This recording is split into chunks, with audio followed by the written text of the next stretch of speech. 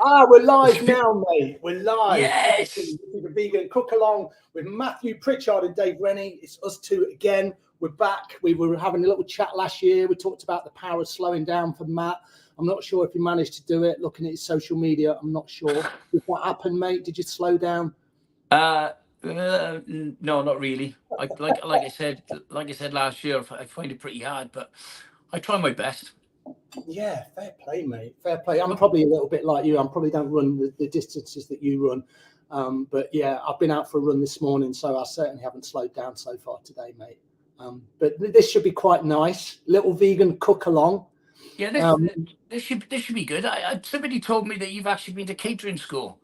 Well, mate, in the very early 90s, Yeah. in Manchester, I did a hotel management degree. So I've done a little bit of cooking, and I love cooking, mate. I really love it. It's like something that I really have done, I guess, from my very early 20s.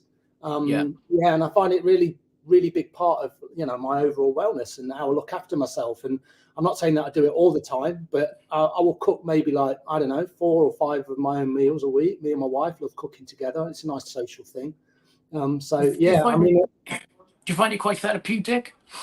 I do. I think cooking from scratch is like, if you listen to all the experts out there, that's what they'll tell you to do, for longevity and health. They'll say, try and cook whole foods, try and cook from scratch, and, try not to put too much processed food into your body. And I really like that kind of like, it's simple, right? It's simple. Yeah, it is. Yeah. I mean, it doesn't have to be, you don't have to do really hard meals. It is pretty simple when you know how, but there is a lot of processed stuff out there at the moment, and people got busy lives, and it's quite easy just to go to the supermarket and get quick processed meals and stuff, and which are not good for you, but every now and again it's pretty good.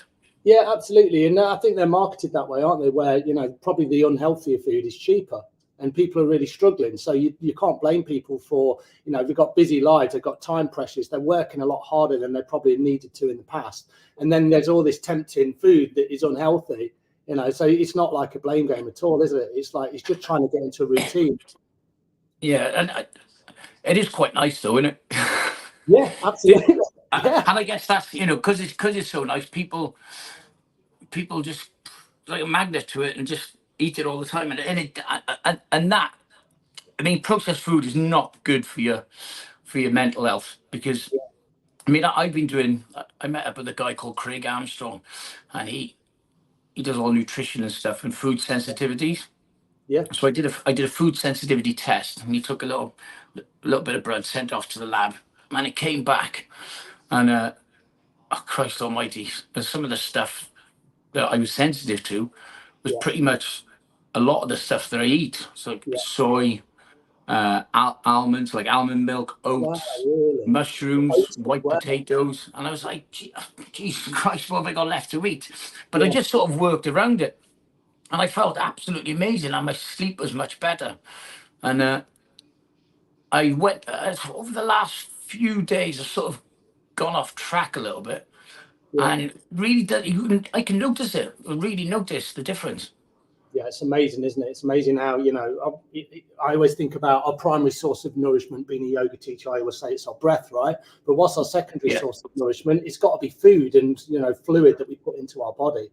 And then it affects everything, doesn't it? It affects our mood levels. It kind of affects our energy levels, affects our sleep, as you say. And these are all the important things that everyone's telling us all the time. It's like, when people are feeling low and down and depressed, it's like, well, what kind of routines are you in and how are you looking after yourself? And most people will say, my sleep's terrible, right? Yeah. And I've made a real conscious effort. I think, since COVID, we maybe spoke about this last year, but I go to bed a lot earlier now. I know that you get up proper early, don't you? Well, I go to bed early and I get up early, yeah. Yeah, so I've kind of done that the same. I'm probably not as early as you. I get up around 5:36, but I've really had to move because I need my 7 or 8 hours sleep, because I know that's really important. So that means my eating time has changed as well. So I have to make conscious decisions where I don't want to eat just before I go to bed, because then I know my sleep's terrible. Yeah. Yeah, because before doing the test, I was struggling with my sleep. I get sometimes 2-3 hours, maybe 4, and that would be over 2 or 3 days, and then I'll have one big sleep, and then the process will start again. But then since I did a water fast, I did a 97-hour water fast. Wow. Then I did the food sensitivity test, and everything changed. My missus is like, bloody hell, you're sleeping again. And honestly, I could sleep anything from like 7 to 9 hours, and it was just probably what we need, right? We need that, don't we? We need that amount of sleep. You know, I wear like a Garmin, I'm sure you do as well, and it kind of tells me, I know they're not 100% accurate, but they're a nice, I always see it as a nice guide. And, you know, my watch is always telling me that, you know, I need about 7 hours 40 sleep, I need 8 hours sleep. And when I am depleted and my body battery goes down, it will tell me I need more sleep. So, you know, that's really important, isn't it? Massively important. Yeah. I mean, if like I train every single day. Yeah. And, you know, if you're busy and you're training a lot, you also need to rest a lot, because I mean, resting is repairing, right? Yeah, yeah. And I talk a lot, I kind of teach a style of yoga called yin yoga, which is that much slower yoga where you hold the postures for longer. So really good for sports people like yourself. Yeah. And I'm always talking about, like, I was saying we all wanted to be radical, like when we were younger. You were obviously, mate, because you're an ex-lunatic, as you say on your Instagram. But you know, it's like, as youngsters, we all wanted to be radical. And I said, like, a radical act is when you get older, and I'm in my 50s now, is the radical act is slowing down, right? And giving yourself that opportunity to slow down and do some activities that, what, you know, a lot of people would say is are mindful, right? To be present.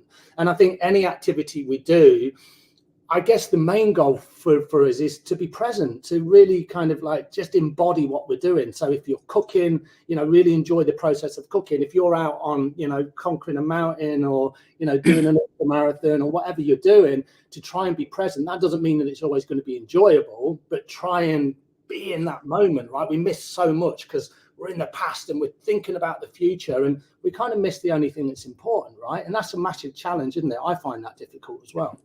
Yeah, I think the only time I ever feel present, like you just said, then if I'm running, I'm present. If I'm up a mountain, I'm present. If I'm doing something I really enjoy, I'm present. But if I'm not doing any of that, my head's everywhere. It's thinking about what I did last year or a few years ago, or something that I got coming up, and I'm like, absolutely, it's insane, man.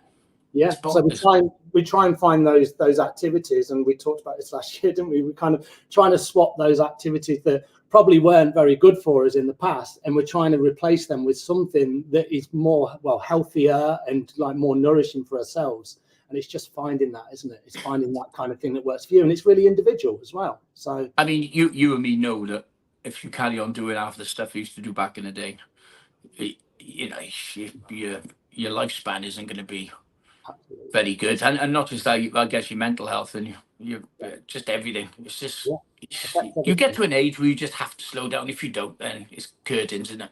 Yeah, absolutely, mate. Absolutely. But so what are we cooking? Should we do some cooking? Yes. What's the recipe? My new book, which came out in December, it's fascinating. So there's a recipe in there called cupboard leftover hot pot. You know what it's like at the end of the week before you go shopping. I hate wasting food, so go in the cupboards, see what's left over, and get cooking. So we're not going to do it like a hot pot today because we haven't got much time, but we'll still use the potatoes, but we'll cut them into chunks and stick them in at the end, and then stick it into the oven. But have you got your onions there, Dave? I do, mate. I've got everything. So what we're doing, we're slicing these onions, are we? Right. Well, yeah, we're going to slice the onions.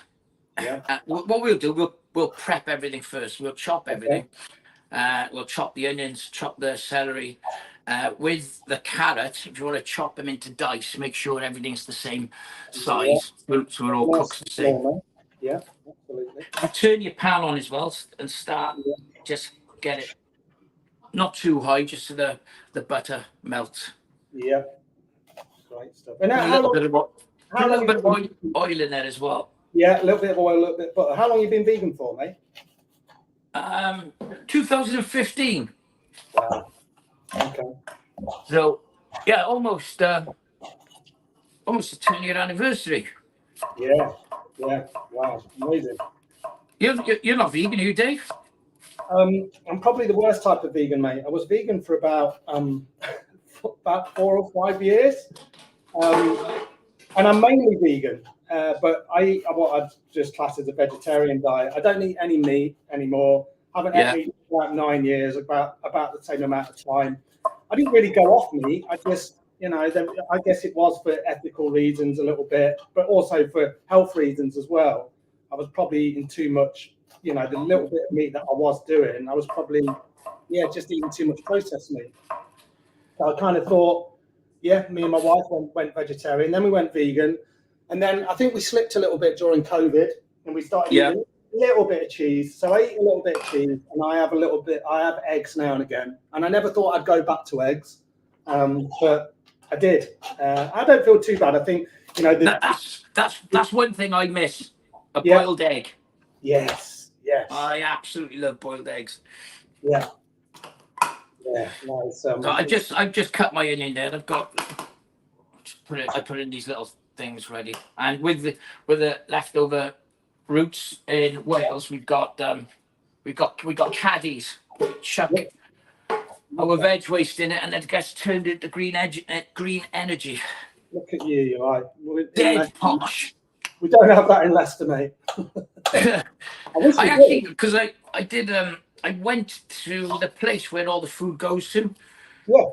And just to see how it gets turned into energy and all that kind of stuff. And oh man, the place absolutely stinks. Can you imagine lorries coming in and just dumping people's food waste into this big, huge? Oh man, the pond.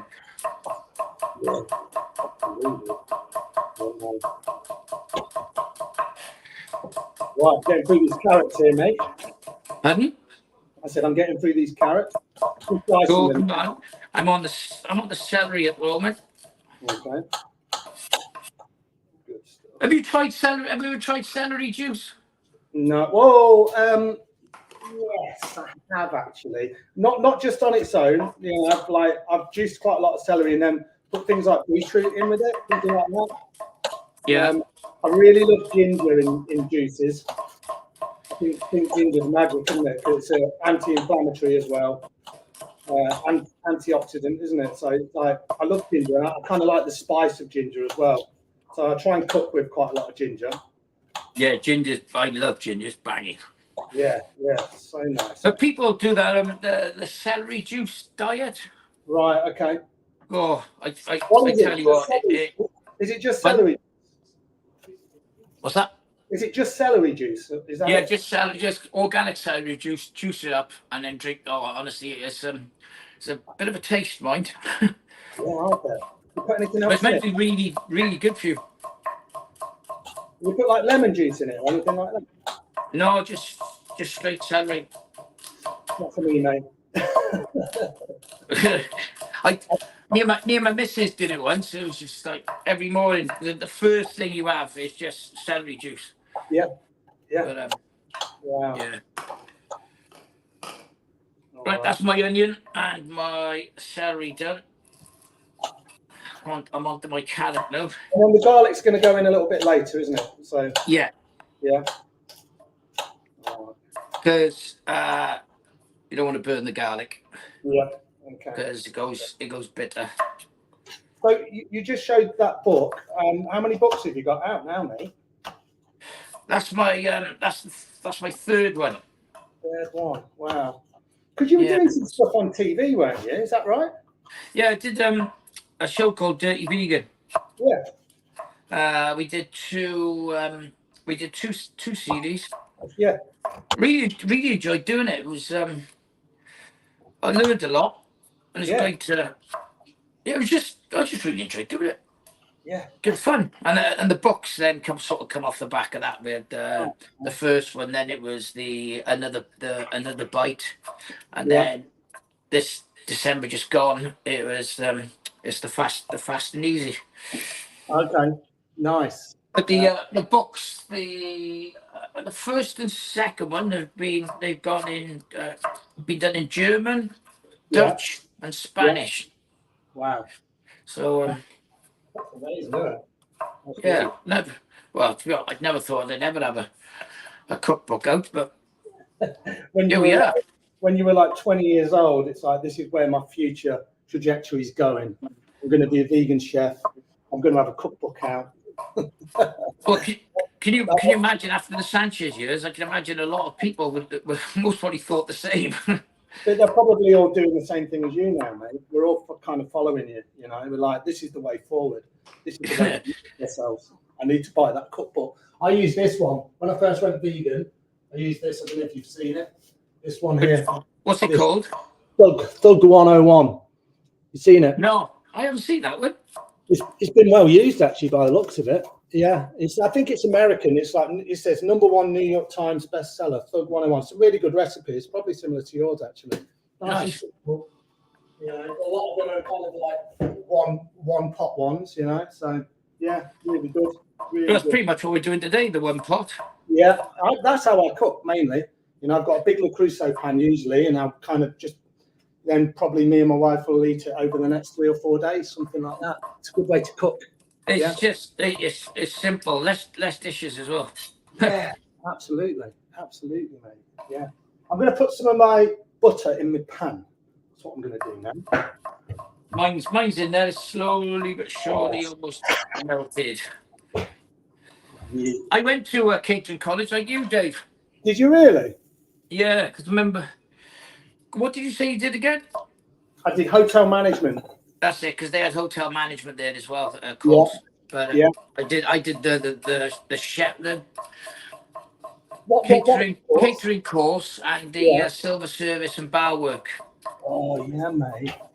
The silver service I always just find really difficult. My hands were always too wobbly, mate. I remember doing my silver service exam because they used to have a restaurant on site. Yeah, same as well. Yeah, it's like a training restaurant. And I was, you know, you have the starter, then you have the fish, then you have the sorbet to cleanse before having your main, yeah? Oh, yeah. There was a lot going on there, right? Yeah. And of course, Dick, I gave him, I gave him the starter, and then I gave him the sorbet, and I forgot the fish dish. Oh, can you come out? You know what the chef's like in the kitchen. Oh, I had to go and tell him that I forgot it. He screamed the place down, and I walked back into the restaurant. Everyone in the restaurant was just looking at me as I was like, "Whoops." You always remember that stuff, don't you? I remember one of the chefs when at catering college. This was in Leicester because I did 2 years in Leicester before I went to Manchester. Yeah. I was doing a white sauce. I was doing a bechamel sauce, and every time I do a white sauce now, it kind of brings me back because I burnt it, and the chef went absolutely crazy at me, and he went so crazy. And in the end, he came up and he apologized. He said, "I'm really sorry, I overreacted, but I mean, it was black. It was supposed to be white. I mean, it was crazy. I don't know what I did to it, but yeah, they could be brutal, right? The chefs. Yeah. Well, we got taught with army chefs, so yeah. You can imagine. Yeah. I mean, I wasn't the first time I got told off. I got told off quite a lot of time for messing around and acting the fool. But yeah, I can imagine, mate. I can imagine. Yeah, but you got to have a laugh, haven't you? Yeah, absolutely. Yeah. How's the chopping going, Dave? All done? I'm done. I'm ready to go. What's going in? Cool. Is this all going in? Let's get the onions and the celery in then, yeah? Okay, beautiful. I've done this weird thing where I've sliced some of my onions and chopped some of my onions. I don't know why. That's the first thing I learned. I'm not sure about you, but at catering college, the first thing you learn when you're cooking is how to cut an onion properly, how to dice it, right? And I remember going back to my mum and dad's and showing them that I could dice an onion properly. You know, well, they were kind of they seemed blown away by it. They probably weren't. They probably thought it was just really normal. But yeah, because you depending how you want it cut. If you want it thin dice, you slice down like that, and then you go underneath the twice, and then go down the top. Yeah. And then there's julienne, thin strips, diced. Yeah. Remember the chefs going around checking everyone's cutting and knife skills and stuff, and if it wasn't the same. I can also remember I think I was doing something like potatoes, and like all the potatoes were different sizes, and then another chef coming up and going, "How are they supposed to cook at the same time? This is not how you do it." But then you learn, right? And then you kind of take it with you, don't you? So that's really nice skills, I think, to learn at an early age. Anyway, Yeah, I mean, it's pretty much the same as what we're doing now. Like the carrot sauce should be the same size, and when we get to the potato sauce, should be the same size. Yep, absolutely. Yeah. There's nothing like there's nothing worse than chowing down on a raw potato, is it? It's not good, is it? It's not a good texture. I mean, raw carrot is all good, but raw potato. Don't mind a bit of crunch in my other vegetables, but certainly not potatoes. Certainly not. Yeah. All right. Right, it's getting hot in this kitchen. Yoo-hoo! We are frying. Looking good. All right. For anyone who's watching, my plant mince of choice is Linda McCartney's. Like I said earlier, all in moderation, this kind of stuff, I guess. Like fake vegan meats. Don't eat much of it myself. Yeah. But every now and again, it's a nice little treat, Dave, isn't it? Have you had one of those, what are they called? Is it Moving Mountains burgers? Have you had one of those? The what, sorry? Is it Moving Mountains, or there's another brand in the UK? It's like a plant-based burger you can buy from the supermarkets.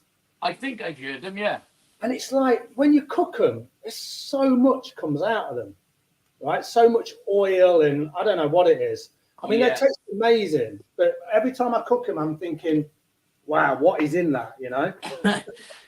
What is in that? When it comes to burgers, I'm a sucker for a Beyond Burger. Ah, that's the one. It's the Beyond Burger. That's the one. Yeah. So, you know, when you cook them, they're quite oily, aren't they? Yeah, they are, yeah. But it's quite spooky how much they're almost like a beef burger. Seriously, mate, I would not know the difference. Because I've given them to my mates before, and like, whoa, is that really vegan? I'm like, yeah. Yeah, absolutely. And it's all that stuff, isn't it? I'm not sure if I've just kind of lost the taste or because I've not ate meat for so long. I mean, it's similar for me with alcohol, or I should say with non-alcoholic beers. I can't tell the difference. I can't. I haven't drank now since the 6th of October 2022. Wow, that's amazing. I was going to ask you about it, mate. So you haven't had one alcoholic drink since then?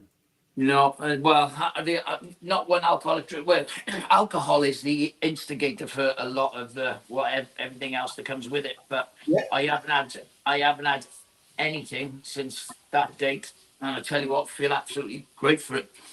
Yeah, that's amazing. But I really enjoy the when it comes to like non-alcoholic lagers and stuff, and going out with your friends. I don't go out nowhere near as like what I used to. I only go out for special occasions because I don't drink anymore.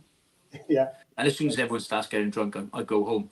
But like when I go to a pub, like the big brands, like the Heineken, the Beck's, Blue, and all that kind. And I'm not really.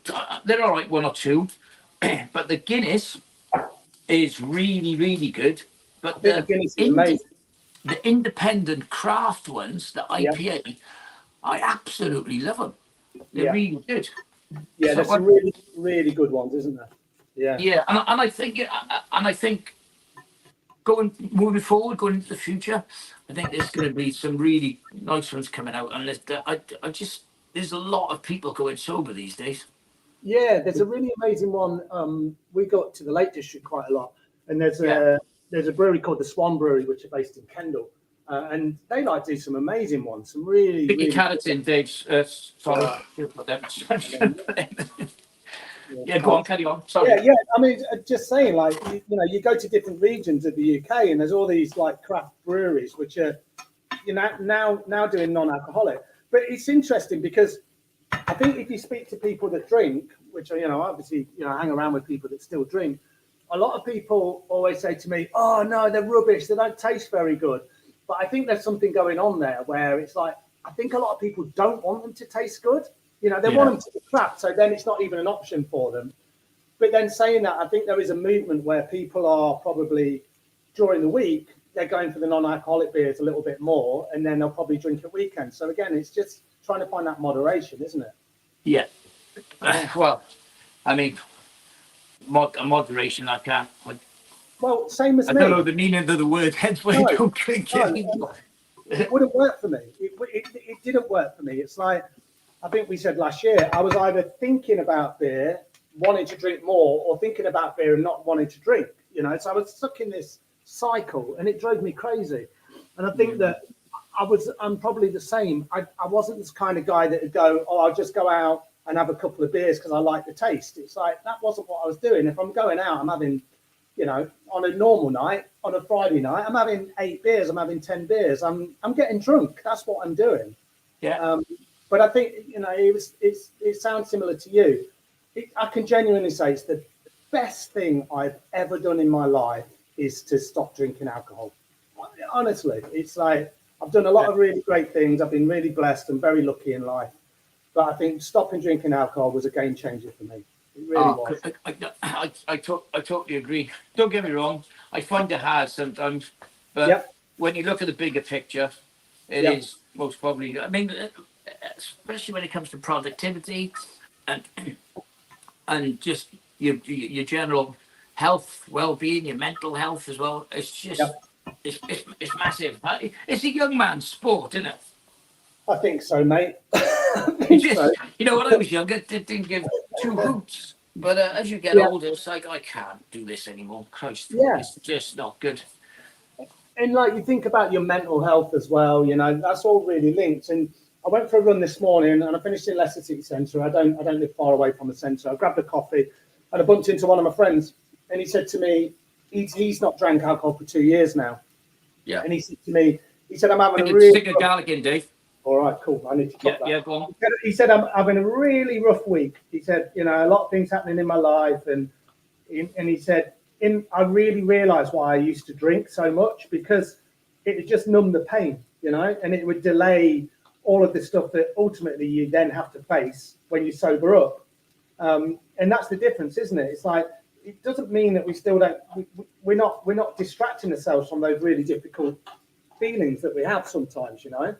And that sometimes feels harder, because the easiest thing is just to go, well, stuff it, I'm just going to go out and get drunk, you know, I'll worry about this another time. So I think you process your, you know, whatever you need to process, your emotions, you know, your pain, whatever it may be. I think you process it a lot quicker when you're not drinking, because you're present. Back to that present thing again, isn't it? Yeah, like, it is. Yeah. So I totally agree, because as soon as you stop drinking, then you have to deal with the other stuff. That you used to hide from by just pouring another drink down your neck and Class A's, whatever it may be. But but you know, it's because I got a therapist. And he helped a great deal. So and I guess when you stop, it's the first 3 months which are the hardest, and then it just slowly but surely gets easier over time. And if you're eating well and you're doing a lot of training on top of it, then you know, it's only going to help, isn't it? Well, your training's going to be a lot easier because you can get up in the morning and go for your run, or go get on your bike, or go down the gym, whatever it is, you know. There's no way I'd be getting up at 4 a.m. in the morning if I was still drinking. You'd probably still be up, mate. I'd still be. Hang on, the rephrase out. I'd still be up. Yeah. Yeah, exactly. You'd never sleep. It'd be too much, man. And then I mean, I look back. Don't get me wrong. I don't regret the past, because I had a good laugh. But you know, you're still going from the night before. It's a hot sunny day outside, and you're indoors, and you're just missing that day. You're wasting a day just being in an absolute stupor in your house.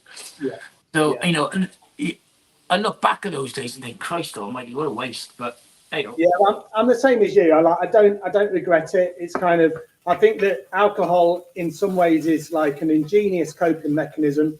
You know, it kept us here. It was the right thing to do at that time.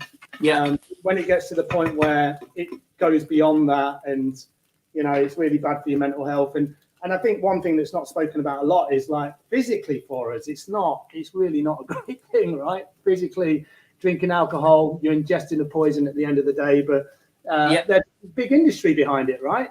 And it's massive. And I think we said, like, last year, go to the cinema and look at all the adverts. They're either for, you know, mobile phones, or they're for expensive cars, or they're for alcohol, you know, and everyone in the alcohol adverts always looks really happy. And everyone's either Kronenbourg or Guinness. And I always think, they don't drink. Yeah. They look way too healthy to drink. Yeah, but it's everywhere, isn't it? So it's really hard to get beyond that. Yeah, it is. Mm. All right, this is looking all right, mate. It's starting to sweat out quite nice, isn't it? Yeah. If you can add your tomato puree, we'll cook up the tomato puree. All right. And then Go for a bit of that. as we say in Cardiff, tomato puree. Tomato puree. Tomato. Tomato. You say tomato, I say tomato. Yeah, Taxi. my wife has got she's got family in the Rhondda Valley, mate. On the Rhondda. Yeah. Treorchy, that kind of way. Treorchy, yeah, I know. Yeah. Yeah. So spend a little bit of time there.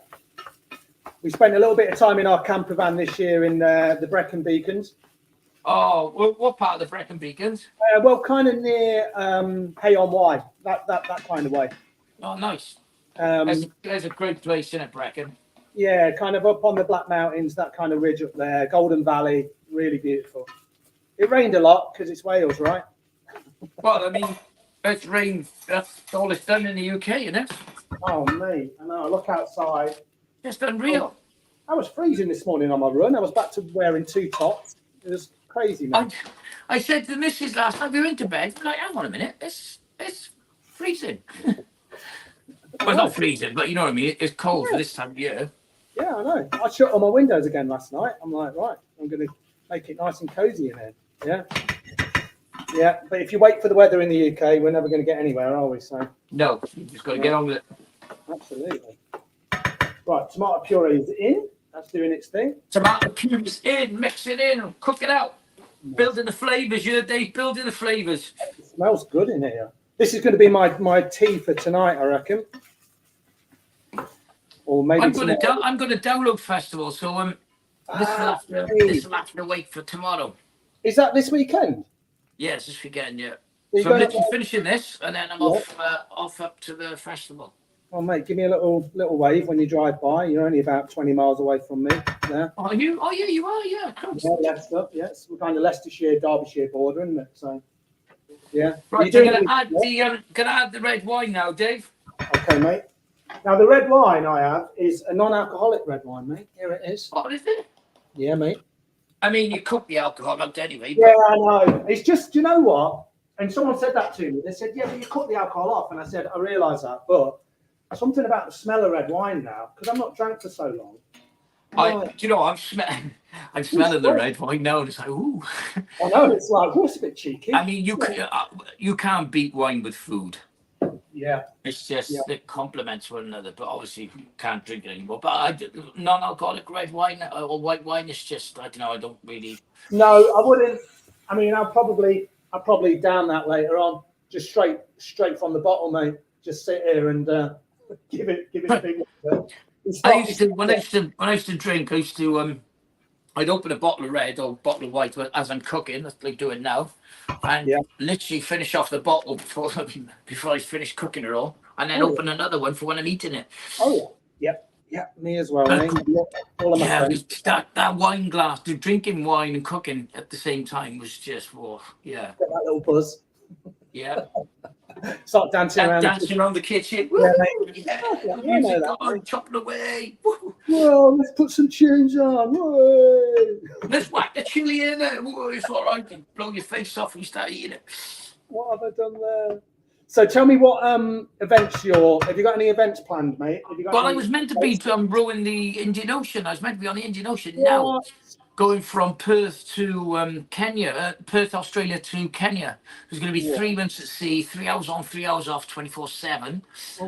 But we had some problems with the sponsors, so it's been put back till April next year. So this time next year, I'll be on the Indian Ocean. So I'm pretty. I haven't really got anything in the diary. I'm just enjoying training and cycling and just doing what I want, really, which is good.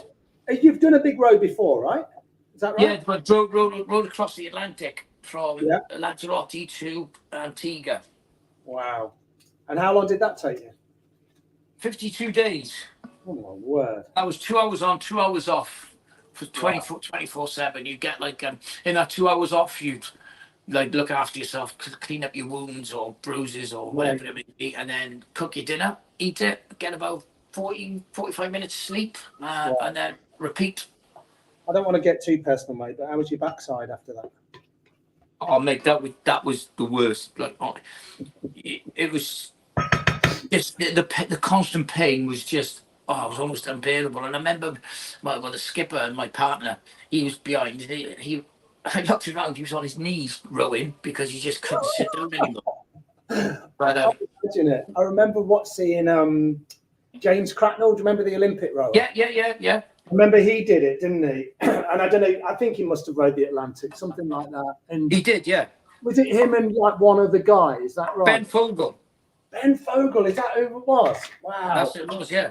Anyway, I remember seeing a picture of his backside as well. And it was like, woof, that looks extreme, right? What are we doing with these potatoes, mate? We're just slicing them thin. I'm just cube them. Oh, you're cubing them? Cube them, yeah. So they're like pretty much just like that. Let me have a look. Okay, mate. All the same size. Because they would have been sliced. Yeah. Whilst you're cubing, then chuck your mince into the pan. Have you put yours in yet? No, I'm putting my mince in now. Okay. So have you met him? Have you met old James Cracknell or not? No, I haven't met him. No. No. I mean, I follow him on socials and stuff. Do you? Is he still doing stuff? He's still doing stuff. Yeah, nothing extreme anymore. Yeah. Right, the mince is in. The mince is in. And I'm going to stick the stock on top of it now. All right. Let me give that a little stir. Boosh! Because slowly but surely, it's starting to come together quite. How much stock are we putting in this? With the potatoes, I don't think you need to use all the potatoes that I got in the recipe because we're not. Just use about 3 or 4. Okay, mate. Or 2. When we put it in the pan, stick it in the oven, it should soak up the juice, which is in the pan. What I'm going to do is I'm going to transfer mine into a nice little casserole dish because I've got a nice big pot. But you've got it like a frying pan on the stove, have you? In this nice little jobby here. Oh, sound wicked, perfect. Yeah, so I'll put it in that. So this row you're doing next year then, it's supposed to be this year. What is that? 3 months, did you say? Yeah, it'll be about 3 months at sea. Wow. Just going, I mean, with the Atlantic, it was, I was going to say, the sort of weather pattern sort of drifts you that way anyway. But with the Indian Ocean, it's all over the shop. It's so much harder. It's just unpredictable. And it's going to be fun and games, basically. It's going to be, it ain't going to be easy, but it's not meant to be, is it? And the crew is, how many people are doing it again with you? 3 of us. 3 of you? Yeah. Have you rowed with them before? The skipper, who was on the Atlantic, I rowed with him before. He was my partner, so he'll be the skipper again. And another guy, John Haskell, who's a Cardiff boy who I know. I've not rowed with him before, but he's done the Atlantic twice. Is he the nutrition guy that you spoke about earlier? No, that's Craig Armstrong. Oh, that's someone different. Okay. Mate, good luck with that. Cheers, Dave. I don't think I'd be much use, mate. I'm just adding the vegan Worcestershire sauce, but I'm gonna add Henderson's. Let me show you what I'm going to add, mate. I don't know if you know about this. Check this bad boy out. Do you know it? Yeah, Stubbs. That's liquid smoke. You like it? Yeah, it's really good. It's That'll good, be great, Dave. You don't need a lot, do you? But no, you don't. No. Woo, I'm putting some balsamic in as well. So I've got some of that. I'll stick a bit of liquid smoke in, a bit of this. Give a nice little tang to it. It's really nice. I really like it, mate. It'll make it nice and tangy, won't it? Yeah. I've not used balsamic for ages. Hopefully it's not mouldy. I absolutely love balsamic. It's nice with a lentil, mate. You know, like a pre-lentil. Yeah. Balsamic on it. Woo, that's nice, mate. Gives it a little cheeky taste, doesn't it? Also, let's not forget salt and pepper. Salt and pepper, and do we put a bit of corn flour in as well? Yeah, I'll put that in when we've added everything in, and that will thicken it up a bit. Mate, I'm crazy on pepper. I can't stop. You know, when I start doing this, I'm like, what? Want to see me in a pizza restaurant, mate? They have to take it off me. Well, the big grinder. The big one. You know, if you've been to pizza restaurants, you know when they get a bit funny when you ask for pepper. I'm like, come on, mate. Like, don't be like that. I want pepper on my pizza. It's like, don't give me that look as if I'm like uncouth, which I am, obviously. But you got me doing it now. Easy, mate. I'm grinding away here. I know, mate. That's it. Once you start, it's difficult, right? Yeah, this is starting to look pretty good, Dave. Let me have a look at yours. Oh, have you put your spuds in now as well? Are your potatoes in, mate? How's that? Well, hold on, let me have a look. Nice, mate. Right, I'm going to... The potatoes are in, yeah. All right, I'm throwing them in, mate. I'm throwing them in. In they go. Boom. Beautiful. And then what's happening now? We're just cooking this down a little bit? Well, I guess, you know, with the herbs and spices, the herbs, like I couldn't get any sage, so I put rosemary and thyme. So I making a bouquet garni. So I've just grabbed them together, got some string, tied it, and I'll just dump it in. And when it's time to eat, I'll take it out, put it in the bin. All right. Well, I also couldn't get sage. Don't know what's going on with sage. I've got some dried sage. I'm going to put some in now because I like putting plenty of little aromatics in there, mate. It's nice, isn't it? Get the flavours going. Get the flavours going. Nice. What else? I've got some parsley. I like parsley. Well, that'd be good. That'd be good, Dave. So I'll have a little chop of that as well. And then I've got a little bit of, what else did I get? Rosemary. I've got a little bit of rosemary. That's quite nice. I'm just putting in the corn flour now, the watered down corn flour. Okay. And that'll thicken up the sauce. Yeah. Get it bubbling and simmer it away. Mate, tell me about this. You know, you did, and I wasn't really sure. I know, was it a 30-day challenge you did in January? Is that what it was? What did you do? January. You know, like there was like you and your mates, and you were just going... me, Panch and Nige. Yeah. What was that? We did. I said to Panch in December. I said, "Oh, do you fancy doing something in January, like get him fit?" Because I mean, he likes to drink. So I said, right, no drinking, just spend the whole of January dry and keep it fit. And we'll film it. I'll edit it, and we'll go to somewhere different most days. Yeah. So yeah, we did that. It was really good fun. Went to a few various different gyms.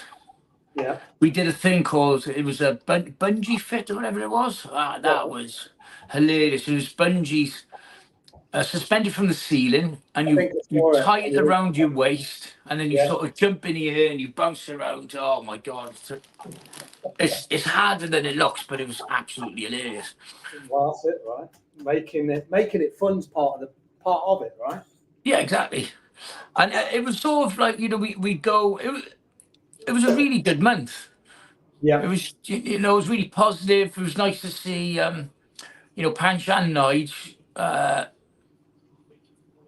enjoying it, and you could see the colour coming back in their faces and stuff. And Nige was dropping weight as well. Yeah. And you know, that's when we went to go and see Craig Armstrong about the food sensitivity test, because Nigel had put on a bit of weight, and he, unfortunately, towards the end, I think it was beginning of February, he cracked his foot in the gym, so he couldn't train. But he did the food sensitivity thing, and he had a bit of a shock, to be honest with you, Really? because there was quite a lot of things that he couldn't have. Yeah. But he stuck to that, Yeah. and he didn't train, but he stuck to the diet. And Yeah. you got to see the stone just came off him in a few Really? weeks. And Wow. it's just, and when when you see stuff like that, it's quite, it's good, isn't it? Well, it's And massively motivating, and I think there's something I was interested to ask you, because I think the power of doing it with other people, it can be really motivating, especially if you haven't done anything for a long time. It's overwhelming, isn't it? Sometimes it's like, this is part of Men's Health Week, and I think a lot of the time you're like, I want to get healthy, but I've got no idea how to do it. yeah, And I think as men, we want to go for it. We're like, well, do you know what? I'm going to make it really hard. And then because you make it really hard, because you think you deserve it to be really hard, then it makes it kind of unsustainable. And then after like 3 or 4 weeks, you're like, stuff yeah. it. I'm done, And and I'm not doing it. that's what I said to the boys. I said, when we do this, yeah, Yeah, and I was telling the PTs as well before we did it, because they know our background, Sanchez and stuff. They thought, yeah, it's not funny to try and absolutely fry us, yeah, especially people like Panch and Nige when they're not used to doing that much. yeah, So it's just like, take it easy, because I want them to enjoy it and yeah, to be able to go, wake up the next day and still be able to move and yeah, do something, rather than wake up and go, oh, I'm so fucked, I can't move. Oh, sorry, yeah. I swore. Apologies. Yeah, so It's hard, they right? could just carry on for the whole month, and they did, and Yeah. it was really good.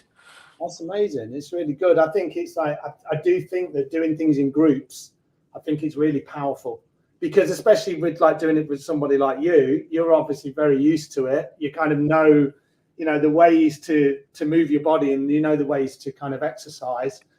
And I think that can be really motivational. It's about keeping it going, isn't it? And it's about Yeah, finding. and it's patting them on the back and giving them Yeah, what's the word? Just encouragement. Just yeah, encourage. If you see they're struggling a bit, just pick them up. Come on, you can do it. You can do it. yeah, yeah, And it does help, because if you were on your own, you most probably go, oh, well, that's it, I'm done now. yeah. But if you've got your mates with you screaming at you to carry on going, you're going to carry on going.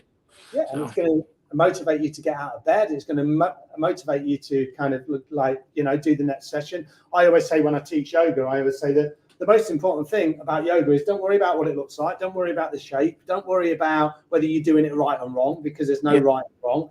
But the most important thing is you show up and you turn up, but, try not to make it something like, I think movement, any kind of movement or any kind of exercise, we don't want it to be just like a tick list, where it's like, done it. Did you enjoy it? Were you present? No, don't. I hated it. I hated every minute of it. yeah, I think it's kind of good for me. You want to try and get it where that doesn't mean it doesn't need to be challenging, or it can be challenging. It doesn't always have to be too challenging. But I think you get a lot of growth from those challenging. You'll know from being, rowing the Atlantic. I bet there was times where you just thought, what am I doing this for? But ultimately, the growth that you would have got from it would have been incredible, right? What an amazing experience to have. yeah. I mean, we don't. You wake up some days, and we're all human, and you wake up and you don't want to go to the gym, you don't want to go to yoga, whatever it may be, Yeah, but when you actually do peel yourself away from the bed, and you actually go and do it, yeah, those ones are the ones that count, because you always come back in yeah. buzzing, because you never regret a workout, do you?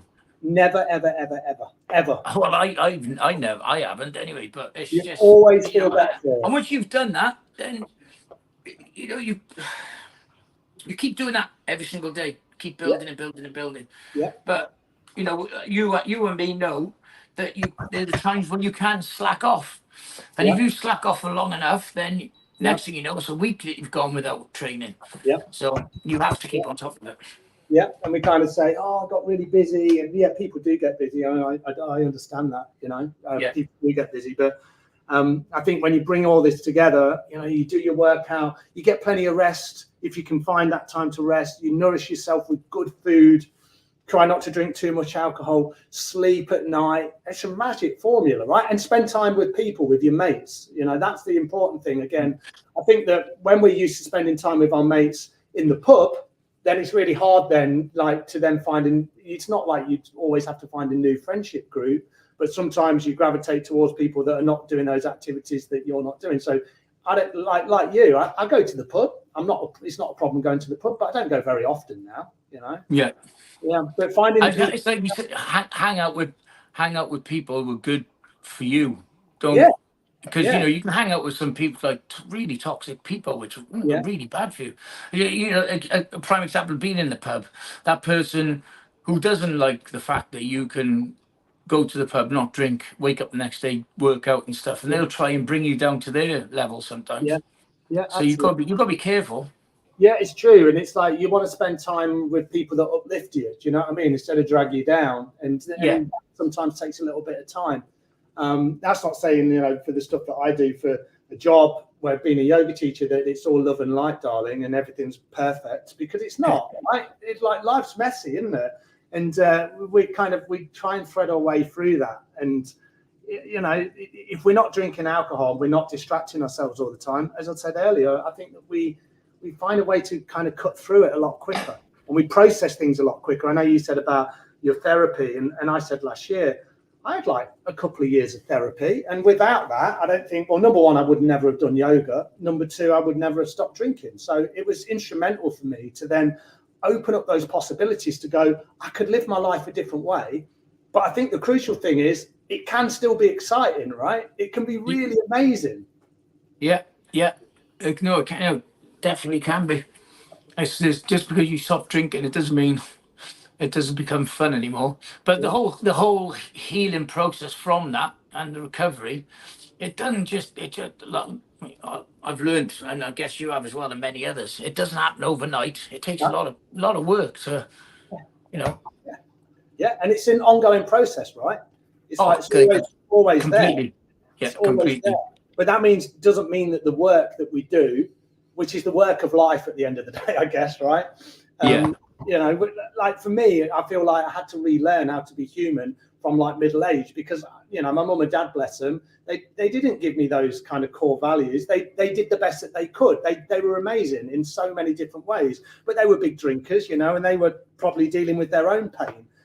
So I had to kind of learn to be different, and to have really amazing people around me that have supported me in that journey. I couldn't have done it without those people as well. So my partner's she's a therapist, and that's not to say that she ever therapized me. She wouldn't go anywhere near my therapy, but knowing that there was someone there, that she was the person that stopped drinking with me on the same day that I stopped drinking. She's the person that went vegetarian when we went vegetarian. We do these things together, so we've kind of changed together. So that's been really nice. I can't imagine, if my wife carried on drinking loads of beer around me, I don't think I would have been able to do it. So having those people. You're right there, because it's like with my missus Kira, she, as soon as I stopped, I mean, don't give her, she hasn't stopped fully, but she doesn't, she won't go anywhere near it now, really, when she's around me, only when she's out with friends and stuff. So I mean, I guess without the help of your other half, it would be harder, but with their help, it's so much easier. Yeah, absolutely. Especially when you're going out and stuff, and they understand what position you're in, and they keep an eye out for you and stuff. So it's good, isn't it? Yeah, it's good. Amazing. It's good to share, man. Yeah, mate, absolutely. What's happening with this? Is this going in the oven, mate? Yeah, you put the lid on, whack it in the oven for about 20 minutes until those potatoes are cooked, and you're good to go. I'll put a little bit of cheeky foil on mine, I reckon, mate. There you go. Oof. There we go.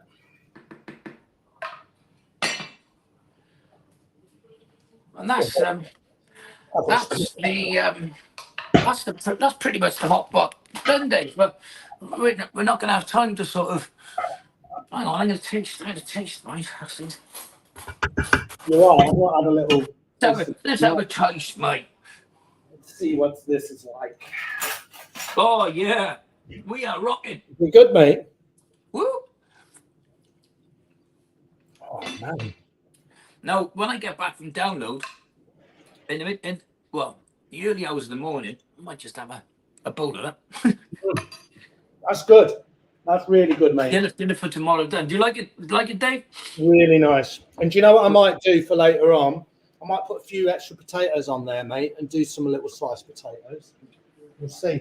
But no, it's serve it with some mashed potato would be good. Oh, that'd be good. Nice creamy mashed potato. Ooh, Ooh. look at that. Beautiful. Nice. So that will go in for what? 20 minutes? Something like that? Yeah, 15, 20 minutes. Yeah. Yeah. When the potatoes are cooked, it's good to eat. Beautiful. Beautiful, mate. Do you know what? I've really enjoyed that. I always enjoy chatting to you. Yeah, really enjoyed it as well, Dave. Thanks. Yeah, it's really nice. We should do another one. Definitely do another one, mate. I think we stuck to what should we do next time? What should we do? I should come down to Cardiff, mate, and we should do something together. That'd be a good idea. Bungee jumping. Could we go for a run or something in the hills, or that'll be good. Go for a run and cook more food. I'd love that, mate. Post run food. Yeah, that'd be amazing. That'd be really good. Really and like, good. we need to say thanks to the Virtual Village Hall, because they're such a great organisation. Do fantastic work. Been doing all of that work since COVID. You know, it's like, what is it? They had their 3-year birthday a couple of months ago. All of the content that they put out, it's absolutely incredible. It's really nice to catch up with people like yourselves. So the Royal Voluntary Service have been putting this village hall on all through COVID and everything as well. Yeah, that's right. That's amazing. So that's cool. Yeah. When people are stuck in their houses, they get to see content like this. And I know that when I teach my yoga, you know, I've got people up and down the country, the length and the breadth of the country, who are joining, still joining. So I just say thanks to everybody who joined today and watched us to talk nonsense. Yeah, thanks from me as well. Much. I hope you all enjoyed it. All right. You look after yourself, mate. And you, man. Have a cracking weekend. Yeah, love you, mate. And have a great time at Download as well. It's raining here, mate. I'll be swinging my non-alcoholic beers in the air like I just don't care. I'll have a look out on social media for you, mate. Cool, man. Take it easy, Dave. Cheers, mate. Take care, mate. Thanks, everyone.